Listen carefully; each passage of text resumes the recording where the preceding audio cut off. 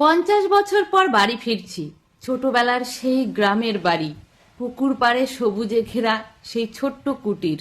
গৃহশিক্ষকের সঙ্গে পালিয়ে যখন আগরতলার জোরবাটি গ্রামে আসি, তখন আমি নিতান্তই ছোট, 9-এ পড়ি। বাবা আমায় ত্যায্য কন্যা করেন। মা আমার মুখ দেখতে রাজি হয়নি, তাদের সম্মান খুইয়েছিলাম বলে। আমার মতো বেহায়া নাকি একটিও জন্মায়নি গ্রামে। বহির্গাছি হল্ট স্টেশনে নামতেই কেমন যেন একটা ভালো লাগা ছুটে এলো চারদিক থেকে, বসন্তের হাওয়ার মতো। কত পাল্টে গেছে সব। কয়লা ইঞ্জিনের ট্রেন যেত তখন ধোঁয়া উড়িয়ে, মাটি থেকে হ্যান্ডেল ধরে বেয়ে উঠতে হতো তাড়াতাড়ি। আড়ংঘাটায় যেতাম বাবার সঙ্গে পুজোর জামা কিনতে। মা খুব শক্ত করে চুল বেঁধে দিতেন। সে এক স্বপ্নের দিন ছিল এক সময়। এখন স্টেশন হয়েছে, ইলেকট্রিক ট্রেন যাচ্ছে, চারিদিকে দোতলা বাড়ি, দোকান বাজার, ঝমঝম করছে এলাকা। শুনেছি বাবা 1 বছর বিছানায়, কলতলায় পড়ে মাথায় আঘাত পেয়ে অসুস্থ, কাউকে চিনতে পারেন না ঠিক মতো। মেসি ব্যাটাকের পর মায়েরও বাদিক অসার। ভাই তার মেয়ে বউকে নিয়ে চাকরি সূত্রে বোম্বে। এত কিছু হওয়ার পরেও কেউ আমাকে আসতে বলেনি, ফোন করেনি। আমি নাকি তাদের কাছে মৃত। শেষ পর্যন্ত আর থাকতে পারলাম না। সমস্ত লজ্জা, ঘেন্না, মান, অভিমান ত্যাগ করে 50 বছর পর বিবেককে নিয়ে উঠে বসলাম প্লেনে। ওরা যতই আমাকে অপমান করুক, মারুক, ধরুক, দূর থেকে একবার শুধু বাবা মাকে দেখে যেতে চাই, শেষবারের মতো। ট্রেন চলে গেছে সেই কখন। বিবেক টোটো ঠিক করতে নেমে গেছে নিচে। স্টেশনে দাঁড়িয়ে আছি আমি একা। 50 বছরের অতৃপ্ত চোখ যেন সবকিছু দেখতে চাই প্রাণ ভরে। প্রতিটা গাছের পাতায়, প্রতিটা মাটির কণায় ঘুমিয়ে আছে আমার সব না বলা কথারা। জড়িয়ে আছে ছেলেবেলার আবেশ। শুধু মনে হচ্ছে এভাবেই দাঁড়িয়ে থাকি অনন্তকাল। একটি বৃক্ষ হয়ে থাকি, একটি পাখি হয়ে থাকি, শুধু চলে যাক সময়, জীবন স্রোত। এভাবে কতক্ষণ দাঁড়িয়েছিলাম কি জানি। হঠাৎ একজন বৃদ্ধা আমার সামনে এসে দাঁড়িয়ে অনেকক্ষণ আমাকে দেখে বিস্ময়ে চোখ গোল গোল করে বলল, আরে লতিকা না? কিরে, ভালো আছিস? মলিন বৃদ্ধাকে চিনতে পারিনি। ফ্যাল ফ্যাল করে তাকিয়ে থেকে শেষে বললাম, ভালো আছি।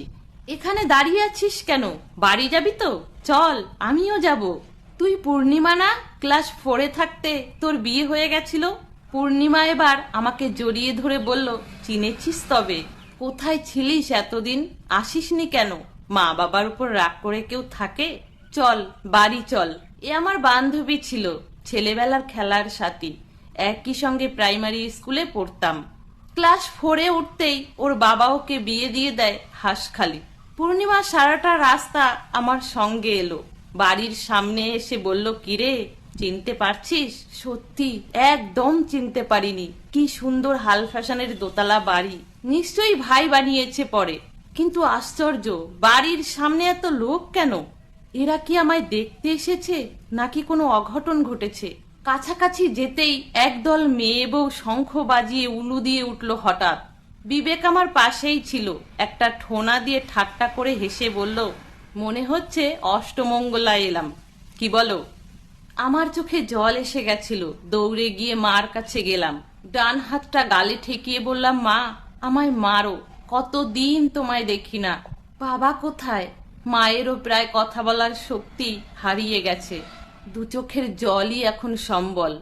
আঁচলে মুছিয়ে দিয়ে বললাম, চলো বাবার কাছে যাই, আমায় নিয়ে চলো। এ সময় একটা যুবতী মেয়ে দৌড়ে এসে টিপ করে একটা প্রণাম সেরে বলল, আমি বর্ষা পিসিমা।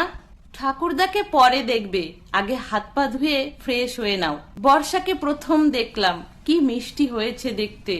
ওকে থামিয়ে দিয়ে বললাম, না রে বর্ষা, বাবাকে না দেখে আমি হাত মুখ ধোবো না। আমায় বাবার ঘরে আগে নিয়ে চলো। জোড়াজুড়িতে বর্ষা নিয়ে এলো বাবার ঘরে। বাবা শুয়ে আছেন একটা সাধারণ তক্তপোষের ওপর। বাবাকে দেখে ভিতরটা কেমন যেন ছ্যাদ করে উঠল। দৌড়ে গিয়ে বাবার পায়ে মাথা ঠেকিয়ে বললাম, বাবা, আমাকে ক্ষমা করো। পাশ থেকে বর্ষা বলল, ঠাকুরদা রেসপন্স করতে পারে না।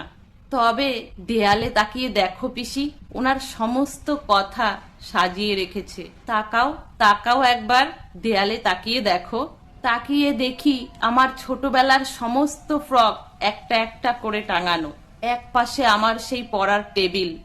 ছুটে গিয়ে দেখি 50 বছর আগের ক্লাস 9-এর সমস্ত বইগুলো সাজানো, আমার হারমোনিয়াম, আমার জুতো, মোজা, টিপের পাতা, গার্ডার, সব, আমার সমস্ত প্রিয় পুতুল, রান্নাবাটি, খেলার বাসন, স্কুল ইভেন্টে দৌড়ে প্রথম হওয়া সার্টিফিকেট। জানি না কখন যেন আমার দু চোখ ভিজে গেছে জলে। আমায় দেখে বর্ষা নিজের চোখ মুছে বলল, জানো পিসিমা, ঠাকুরদা না এসব কাউকে ধরতে দেয় না।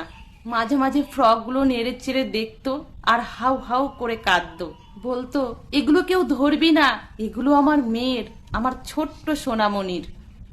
আমি আর একবার বাবার পায়ের কাছে গিয়ে মাথা ঠেকিয়ে বললাম, বাবা তুমি আমার ভগবান, আমার ঈশ্বর, তুমি আমায় ক্ষমা করো।